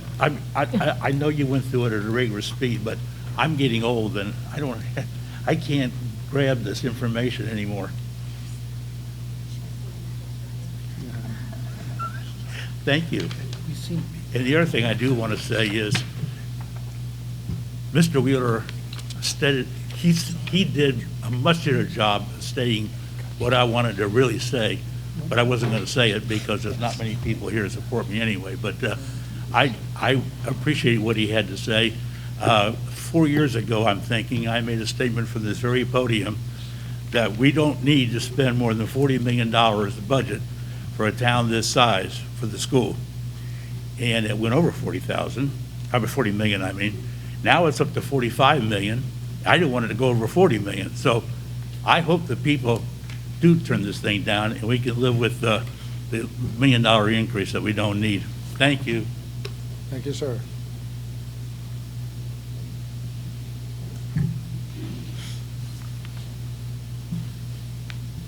Ms. Marsh? Oh, excuse me, Mr. Moderator. Sorry.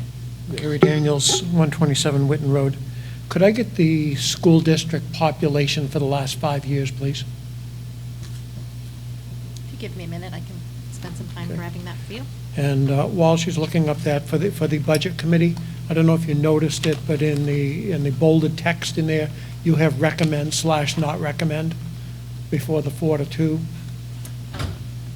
So this is written by the district. I didn't see this until I got here tonight, but it is recommend at this I time. took note of that, but yes, thank you. For clarity, that other part should be pulled out. Yeah. And I guess, I think it's the school board that normally puts out the school district report card. And I know we haven't seen it again this year. We didn't have it last year. They used COVID as an excuse last year, and I'm really wondering how we're doing academically. Ms. Michaud? I think the previous superintendent last year mentioned that the statewide assessment data was not posted because the assessment was not administered the year previous. It was administered this past year.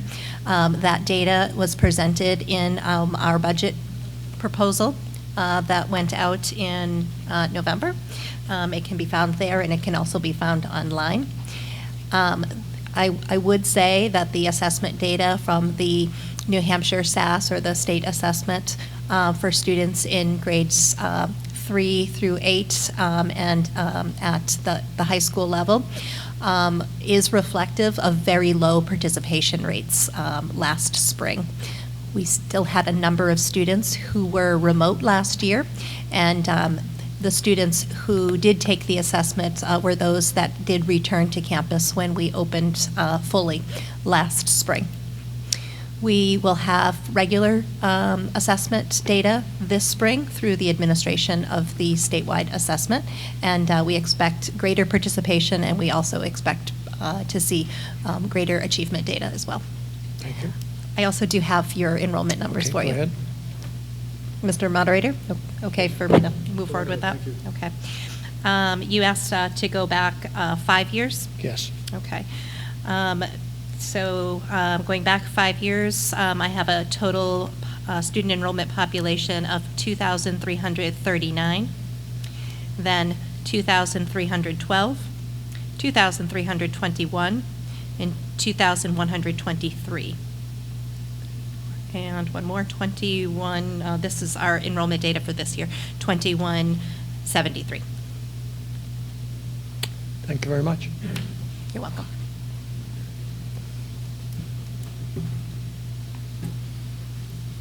Ms. Smith? Thank you. One of the items in the budget book is the cost per pupil and how Milford compares to other surrounding towns in the state. Our cost per pupil for 2019-2020, which is the most recently available information, we are below the cost per pupil of Mount Vernon, the state of New Hampshire, Merrimack, Hollis, Wilton Lineborough, Amherst, Conval, and Sauhegan. All right, thank you for that. Moderator? Oh, yes, Mr. Yule. John Yule, 201 Savvy Road. I'd like to propose an amendment based on the numbers put together by the School Budget Advisory Committee in conjunction with the school board to amend the number for this operating budget to $45,081,677. All right, thank you. Is there a second for that? Second. It is seconded. Thank you, Mr. Halsted. Do you care to speak to your amendment? No, thank you. Just All as Carrie already explained in her comments.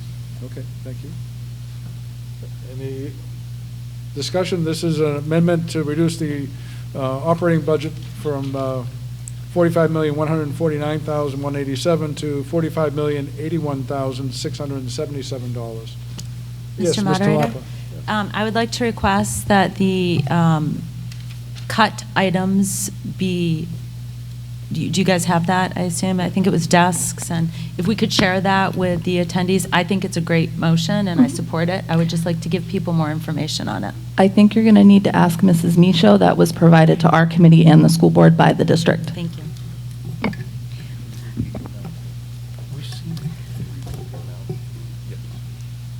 I have a request before you start. The amendment proposes an amount of $45,081,677. Thank you. Ms. Michaud. Thank you. I'd like to share that throughout the budget development season, our principals work very closely with their school teams to develop the budget, as do our directors with folks within the various departments of the school district. Throughout the budget development season, we engage in numerous exercises to prioritize educational needs. We spend a lot of time talking about the budgetary items and their alignment to the strategic plan. And we will often go through an exercise to look at reductions that could potentially could perhaps be funded through an alternative source, such as fundraising, or could be funded through one of our numerous federal grants. We went through that exercise again in January, following the public hearing, when we were asked to take another look at the budget.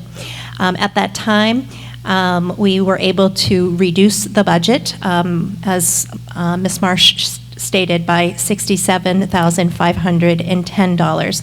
I do have those itemized. I do have those items by our individual schools. The Jocks Memorial School, we reduced the budget for snowshoes by $2,634. Chain link fence was also part of the Jocks Memorial School budget. We downsized that project by $6,000, and a secretarial position, we were originally in the budget proposing to increase that position to a year-round position to support the incoming registrations and the heavy registrations that occur during the summertime, as well as to offer secretarial support during our summer programming at Jocks Memorial School. We have since been creative in how we might be able to address those needs, and reduced the secretarial position by $7,210. At Milford Middle School, there was a proposal for a 3D printer for the Innovation Lab for our students. We're considering possible Title IV grant funding for that particular item, and we were able to reduce $3,325 for that item. At Milford High School, there are 4 items, the first of which is chorus posture chairs at $3,341, athletic videotaping equipment at $2,000, math textbooks at $5,000, and summer programming at $10,000, again, looking at an alternative funding source through ESSER to accomplish the summer programming needs. In the IT department, there was a request for a program titled Gen Yes. It's a tech support for students to support, or it's a curriculum to help for students to offer tech support. And again, that is something that we would be looking at alternative funding through grants. That was an $8,000 item. And finally, through Buildings and Grounds, there were 2 items. One item was reduced, 1 item per school for cleaning caddies at $15,000, and beautification, plantings, and et cetera at $5,000. Again, the total being $67,510. And I'd like to recognize and commend the principals and the directors. Our administrative team does a fabulous job throughout the budget season, and taking an extra look and bringing that budget down was something that they did very nicely together, collaboratively. Thank you. Very good, thank you. Any other questions or comments on the operating budget and the amendment as proposed? All right, so we'll take a vote, and just to refresh everybody's memory, we'll be voting on an amendment to reduce the operating budget proposal from $45,149,187 to $45,081,677. Everyone in favor of that amendment, please raise your card. Anyone opposed? Thank you. The motion passes. The amendment passes. Any other questions on the operating budget? Yes.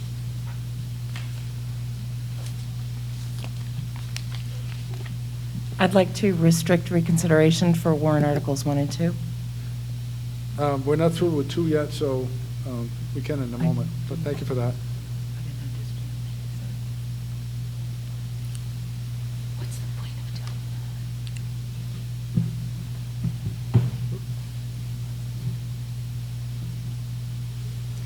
Hi, Brenda Walker, Route 13. I have an older budget book I'm looking at here. I'm wondering if the redundant EL tutor position is still in the new budget? It's on 148 of the last budget book.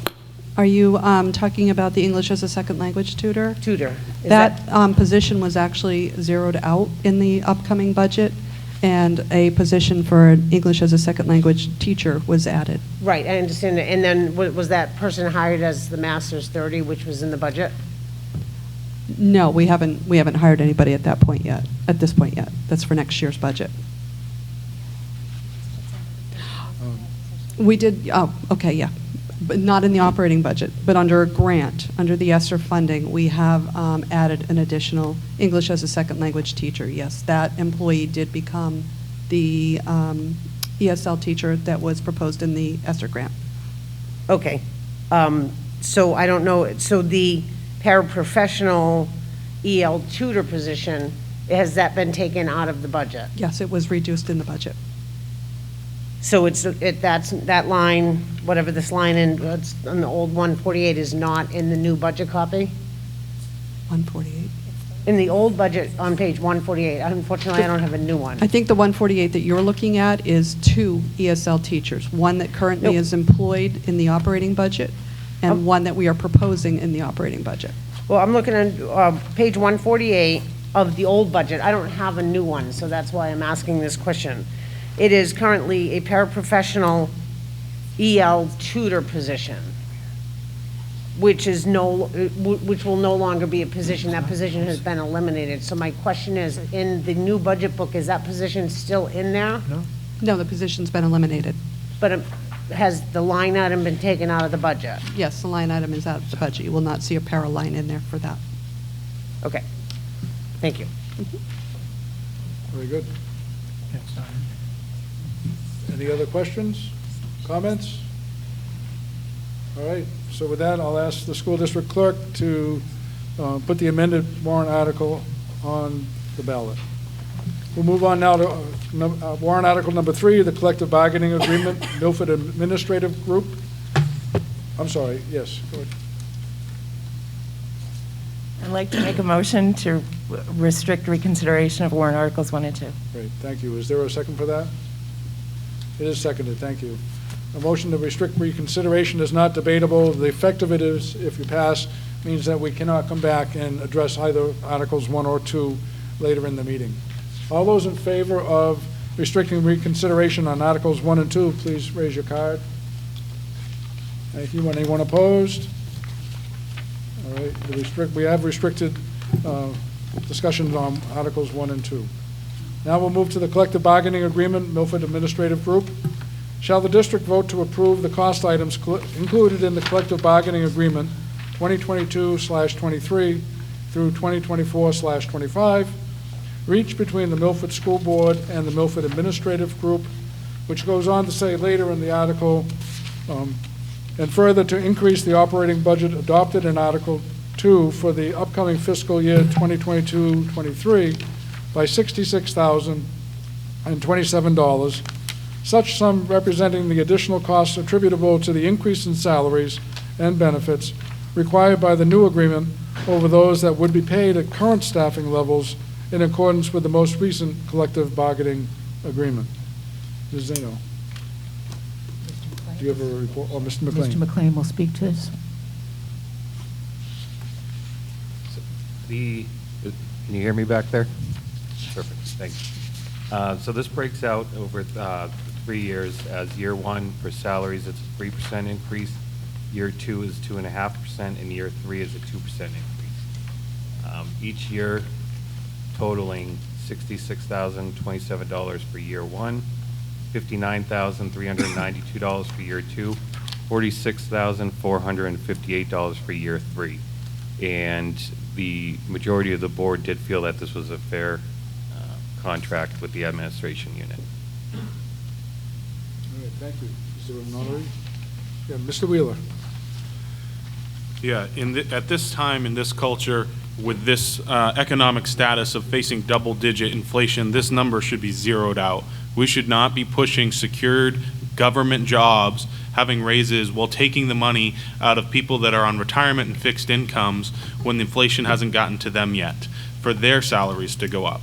So instead of being fair to the citizens of this town, what we do is we extort more money out of their pocket to pay for people that have fixed jobs that are secure and in contract from people that do not have fixed jobs, who are on fixed incomes, who can't afford the already high tax burden of this town.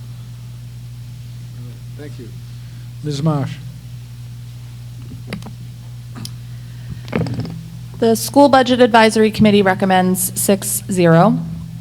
The committee believes that the board bargained in good faith with the administrator group and made some excellent cost-effective changes, including normalizing district contribution to health and dental insurance over the lifetime of the agreement, elimination of the early retirement benefit, and reasonable and competitive salary increases. All right, thank you. Does anyone have any questions or comments?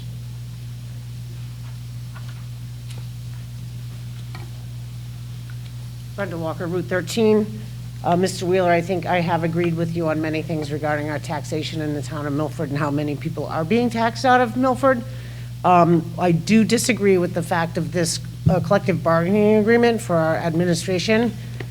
2 years ago, we had a mass exodus of what I believe 14 out of our 16 administrators left our district, and we have been able to secure some new administrators.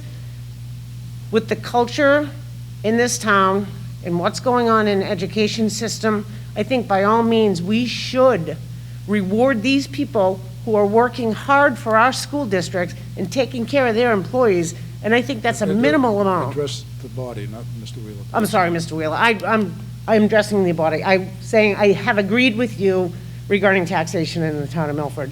But I think the taxpayers of Milford should make sure this contract passes so we don't lose any more valuable administrators, because we don't have that many left. We lost so many in the past, and now we seem to have a good group. All the employees seem to have a great relationship with them, and I'd like to see them all stay. Thank you. Any other questions or comments on warrant Article 3, the collective bargaining agreement? Okay. There are none, so with that, I'll ask the school district clerk to put the warrant Article 3 on the ballot as originally worded. We'll move on to warrant Article 4, the Maintenance Expendable Trust Fund. Shall the Milford School District vote to raise and appropriate the sum of $1 to be added to the Maintenance Expendable Trust previously established, and to further raise and appropriate this sum from taxation? And I'm speaking on that? Yeah, go ahead. Yes, the board does recommend that we continue this at 5-0. The money that's already in there is approximately $400,000. We have used this money in the past for boilers, and then we got the rebates that we put back in, so that we do not have to raise any more money at this moment, other than just keeping it on the. We have to keep it on there just to continue. Address the $1, just to keep the trust going.